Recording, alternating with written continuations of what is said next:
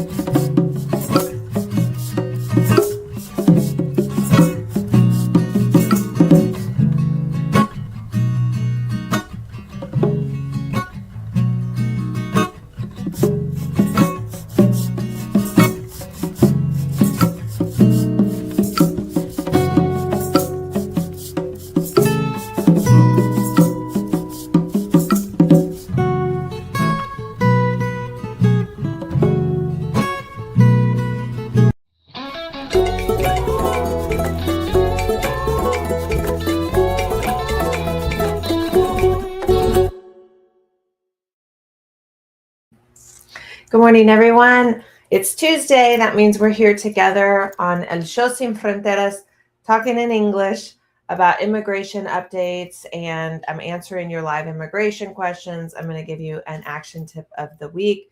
We've got a lot of news to cover. They never leave us without things to discuss. That is for sure. As a reminder, my name is Kate Lincoln-Goldfinch. I am an immigration lawyer. I've been doing this for about 20 years. I live in Austin, Texas, but immigration law is federal, and I represent clients all over the 50 United States. My law firm is primarily virtual, which means I also can take clients who live anywhere, and I am still offering free legal consultations to anyone who needs that support. So one of the best pieces of advice I have for immigrants during this time of crackdown is that each immigrant obtain your own consultation directly with an immigration lawyer about your own case, rather than talking to a friend, rather than talking to a neighbor, or even worse, somebody who just fills out immigration forms. It's really important you talk directly to an immigration lawyer about your case. And for that reason, we are looking to take down barriers to obtaining that information at my law firm. So we're still offering free legal consultations around the 50 United States. We have spaces this week. So if you haven't done it yet, give yourself the Christmas gift, you or someone you love, of reaching out to our law firm and getting your free legal consultation. It's really, really important. We're still getting approvals every day. We are getting approvals of our cases. Oh, I forgot to put my mic on. Let me put this on here. Immigration law is passed by Congress. So there is a lot that the president can do, obviously, as we've seen on crackdowns and detaining people and things like that. But as a reminder, the Immigration and Nationality Act is a huge, robust body of law that was passed by Congress and cannot be altered through executive order. So family-based immigration, employment immigration, humanitarian immigration, all that is stuff that is within the laws, and people still qualify for eligibility. So just keep going. If you qualify for something, the best thing you can do is pursue your legal status. So let's talk about some of the news headlines that we're seeing. First, we are seeing a ton of no-shows in immigration courts. This is a very predictable outcome. In about May, the administration started detaining people at their legal immigration court check-ins. My law firm had a few clients detained in those early days. There were press conferences. A few of those videos went viral. You may be following me because of some of the videos that you saw related to courthouse detentions earlier this year.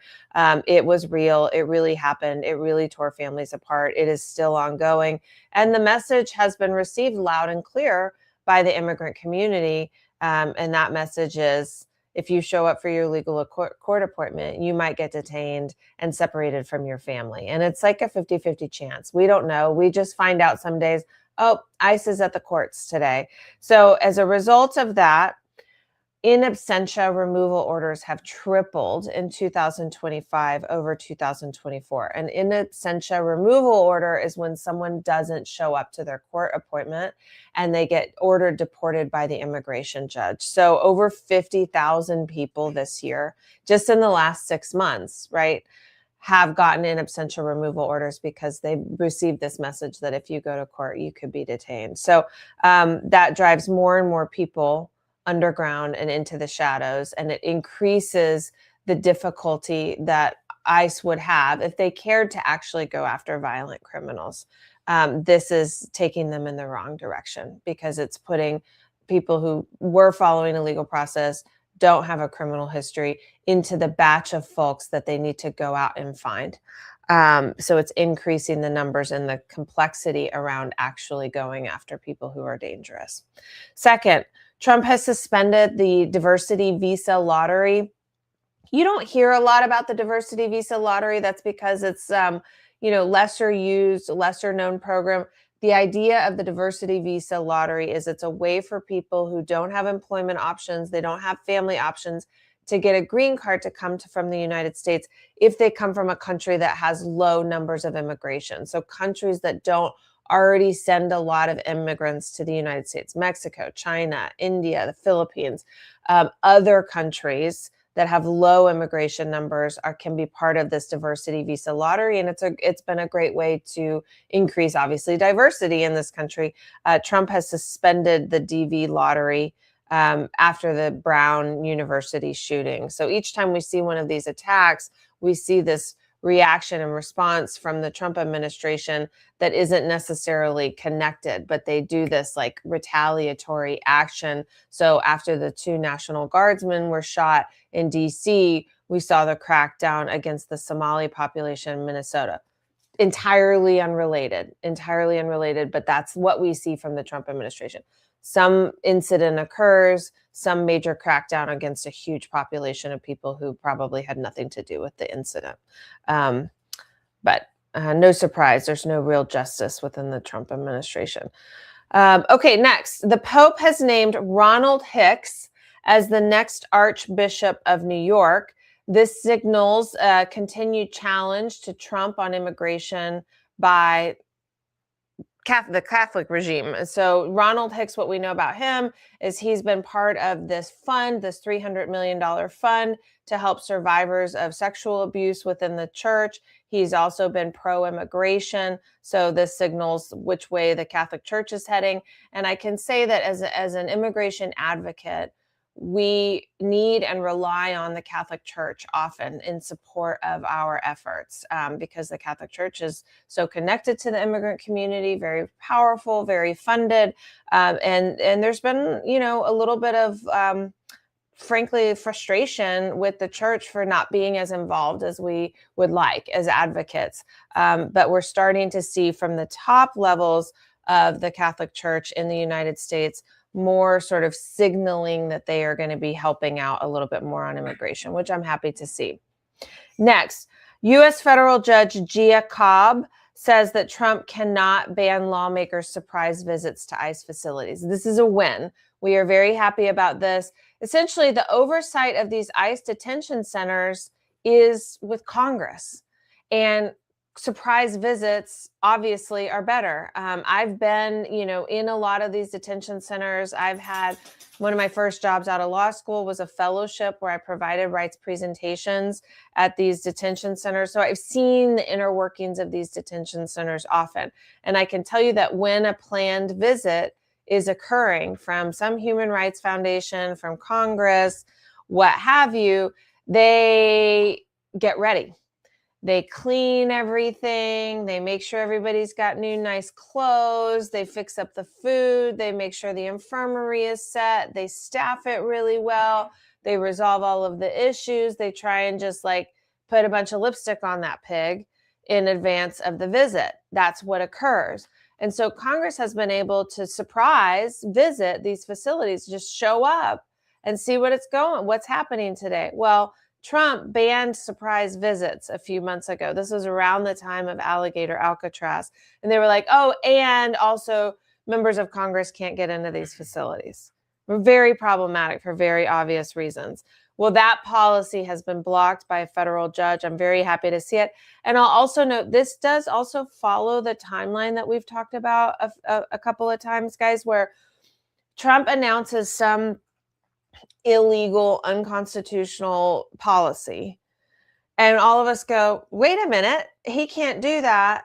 And then you don't hear about it for a few more months until there's a federal court order. This follows that same timeline and trend. So I'll just, mark that for us. It takes about 2 to 3 months from the announcement of an illegal policy for the lawsuit to get filed, the motions and the arguments to go to the court, and then the court to issue a decision on that case. So let's just keep that in mind as we're going to see more of this stuff coming out.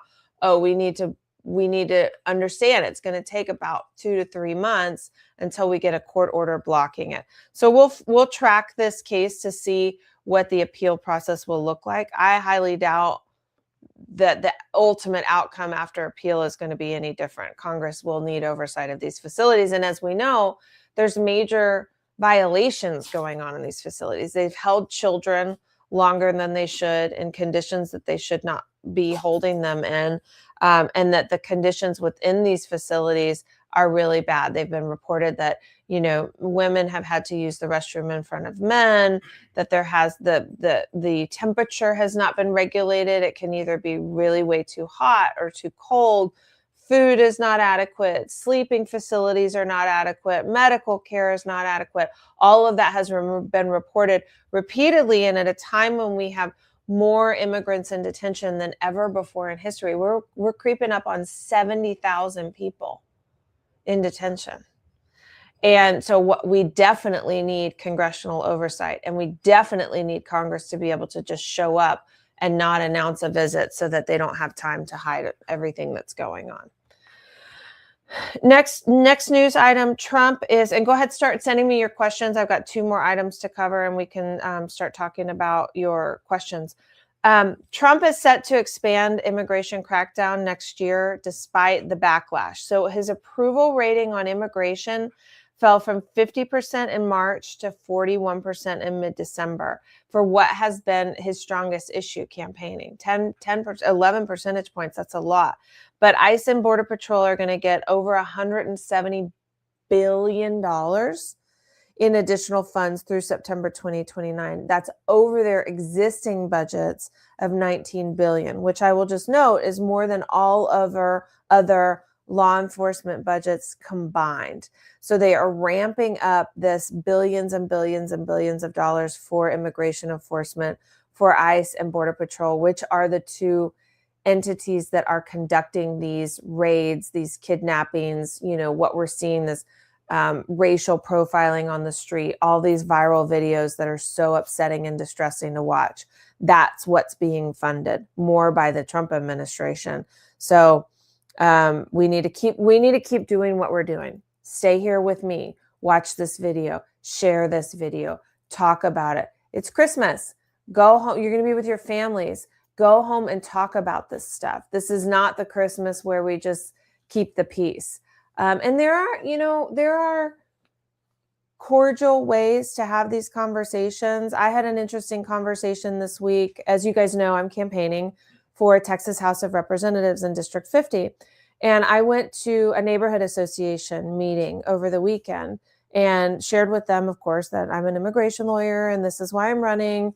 And, it's Austin, Texas, which is heavily Democratic. The district in which I'm running is an 80% Democratic district. So in most of the rooms that I go to, there's a consensus about the immigration issue. But in this particular room, there was a man in the room who was a veteran. He had served a few tours, seemed to be in his late 70s, maybe early 80s. And he was very much spewing talking points that I'm certain he had heard on Fox News, where all immigrants are causing crime, that Trump cleaned up the border, that all these immigrants who come in, they're jumping the line, and the European immigrants have been waiting patiently and people are getting ahead of them, all of that stuff. And it's really tempting when you talk to someone like that to just get very annoyed with them because they're spewing talking points that aren't real and that they haven't done their research. But that is, where many of these people are coming from. They haven't done the work of actually going in and researching it. They're just watching Fox News. They're just reading headlines. They're getting fed stuff in their own feed and they're just believing it. And maybe they're not tech savvy, etc. So the best way to have those conversations is to first find the point of agreement. And this is what I said to this guy. You know what you and I agree on? That the system is broken, that this system needs fixing and it's not serving everybody. And that we have an economic need in this nation of immigration in every sector, right? In construction, in medical, in hospitality, in innovation, in tech, in all sectors. And we have not had immigration reform in over 40 years. And so we have this system where we need all of this immigration and immigrants in this country, and we use them. And we have a legal system that doesn't support that. And then we have a Republican Party that uses the power of fear to convince people that immigrants are bad and dangerous because it gets them more votes and it gets them more control. We've seen that with Trump. And it convinces people of something that is untrue, which is that we don't need more immigration. And so what we really need to do is come together in agreement on the fact that we do need a fair, common sense immigration system. And what I find is that getting caught in the stories, the humanitarian stories of immigration, which of course are moving to those of us who are immigrants, who are families and daughters of immigrants, who love immigrants, who know these stories, like that to me is the reason that I get out of bed every morning, is keeping immigrant families together. I don't get out of bed every morning for the economy. But that is not the thing that gets other folks out of bed in the morning. That's okay. We don't all get out of bed for the same reason, but finding the point where we can agree, usually when it's in an immigration debate, I find it's on the economy. And so we don't have to fight over whether, someone deserves it, da, da, da, da, da. If you're in one of those rooms with those people who are unmoved by the humanitarian angle of immigration, then switch and start talking about the economy and see what needles. Let's make this a project. Let's all go see what needles we can move with our relatives who are uninformed on immigration this holiday season. What if we all just did that? And maybe that would make a difference. I know it's not easy. I know it requires you to shut off a certain part of your humanity, not to go there with somebody. But ultimately the goal is to make a little bit of progress with that person. Thank you. I see your question, Natalie. Okay. Sorry. Sometimes I go on soapbox. Y'all know. The last news item is, I can't not talk about the 60 Minutes episode that got yanked on the CCOT story. This is the story, of course, of all of the Venezuelan men who were illegally sent to El Salvador and tortured. The majority of them had no criminal history whatsoever. And 60 Minutes went, I have all these animals with me today. 60 Minutes went to Venezuela to talk to the men who had been tortured in CCOT, and they did a whole story on it. And for political reasons, the story got pulled at the last hour by CBS, who's been bought out by, I can't remember who, but political. But silver lining is that it did actually air in Canada, and it's been bootlegged, and of course it's going viral. So now way more people are going to end up seeing this episode because it got pulled, and everybody's like, why'd you pull it? What don't you want us to see? Let me go see if I can find it online. So that's what's happening, but also boo CBS. No, lack of respect for that behavior in the media. So anyway, go watch it. Maybe that'll be your action tip of the week. Go find that episode on YouTube of the CCOT 60 minutes. Natalie, will my campaigning affect any of my current clients? Great question. I get this question a lot, like, okay, what happens with your law practice? So no, the short answer is no. My campaign will only, help the work that I do, because that's my intention, is to advocate on behalf of immigrants, of course. At my law firm, we have 15 lawyers. We have a team of lawyers who are all expert. They all focus entirely on immigration, care deeply. We are very mission oriented at the firm. And so all the lawyers will continue representing their clients. I will be doing advocacy work, which is what I already do in my day-to-day life. That's my main focus already. The reality of the Texas legislature is that they only pay about $7,000 a year to representatives and senators. I don't know how much senators make, but similarly low. And so it's expected that elected officials in the Texas legislature have, another job. They have a job or they have a business like me. And that being a representative is a part-time job. Of course, in order to do it well, you need to give it full-time attention. But to answer your question, Natalie, no, it will not affect my clients. My law firm will continue to function as normal as it always has. In fact, a lot of my efforts lately have been toward the campaign, and the law firm is doing great. I've been really, really proud of the team. They're doing an awesome work right now. We have a firm-wide meeting every month in which we review all of our numbers and how we're doing and how many cases we filed. We filed 445 cases last month with immigration. It was a record number for us. We've gotten a ton of approvals. The other thing we do that I love is, we're a big team, and there's like a billing department and a human resources department, and each of these departments don't get to always interact with clients. And even though they're connected to the mission that we have, they don't feel it as much on a day-to-day basis. So in these meetings, we look at all of our clients, like when clients come in and they get their first work permit or their green card, we look at the picture of them with their document, and we talk about their story and how happy we are for them. And we discuss the work that we do as a team, so we can all stay connected to the importance at the end of the day, which is the lives that we are changing in our clients. So all of that continues and ramps up with campaign. Thanks for the question, Natalie. I was a victim of domestic violence by my partner, but I never called the police because I was afraid. Can I still file a report now and explore options for a victim-based visa, even if time has passed?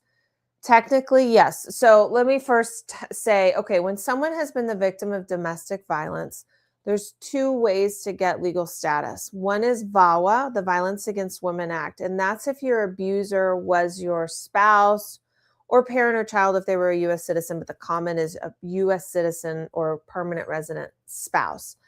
In that type of case, you don't need a police report. It's not required, but you do have to be married, and your spouse does have to have permanent legal status.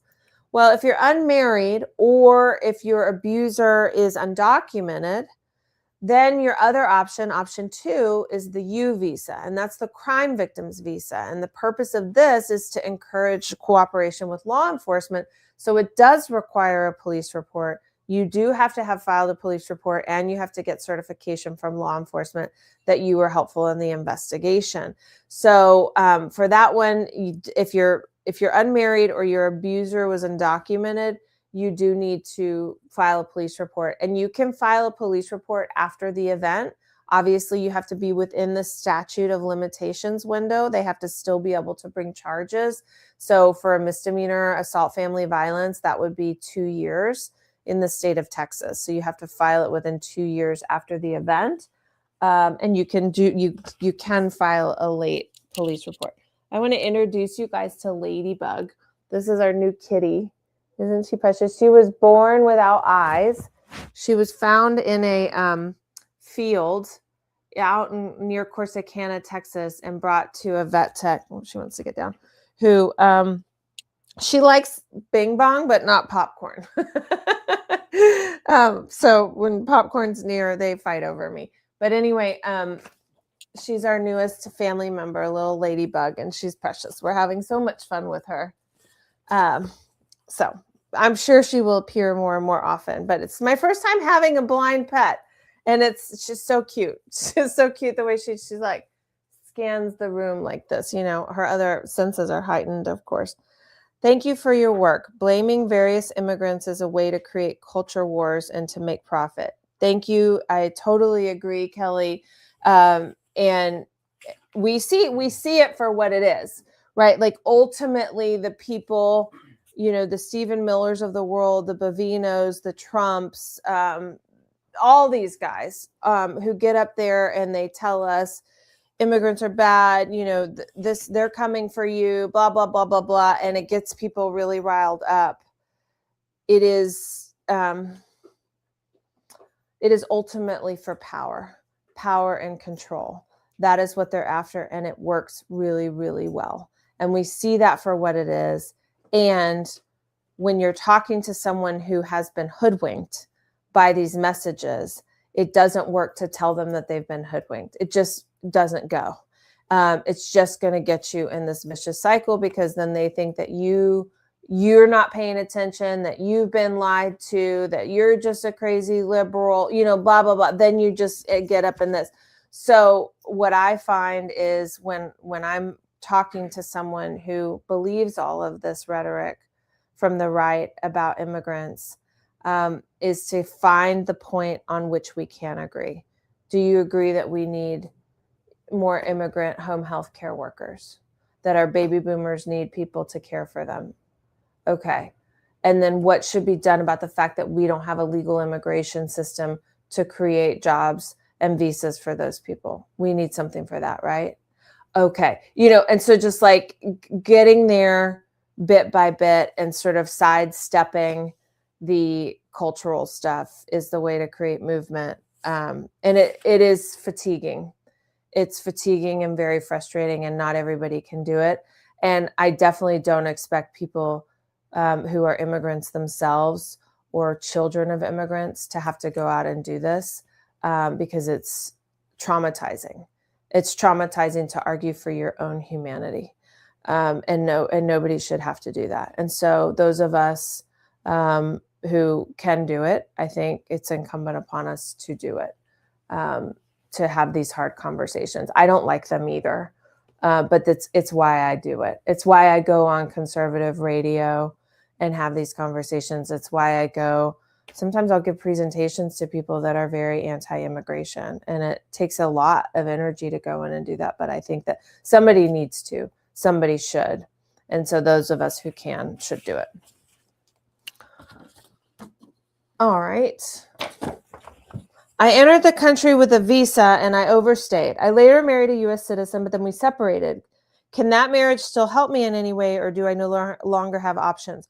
That marriage can help you if it was abusive. If you were subjected to cruelty in that marriage, it can help you. And that would be a VAWA case. Cruelty does not mean physical abuse necessarily. It could be financial, sexual, verbal, emotional abuse. There's lots of ways to be abused that don't require, getting punched in the face. And so you can qualify for VAWA if you were subjected to cruelty in that marriage. The best advice I would have would be to reach out to my firm. We'll do a confidential consultation about your eligibility. The cool thing about VAWA is you can qualify if you're married and living with the person, if you're separated, and even if you're divorced, but there's a timeline.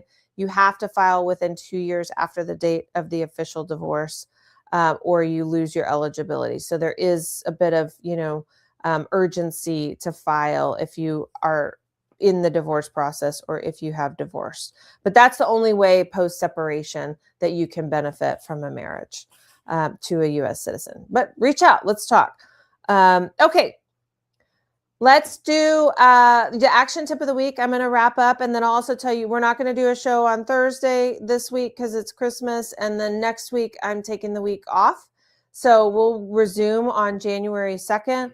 But for your action tip, please go ahead and share this show with 2 of your friends and say, hey, you want to get informed on immigration? Let me send this to you. Follow Kate. She's telling us the truth about immigration headlines, answering your live questions. We're talking the real deal.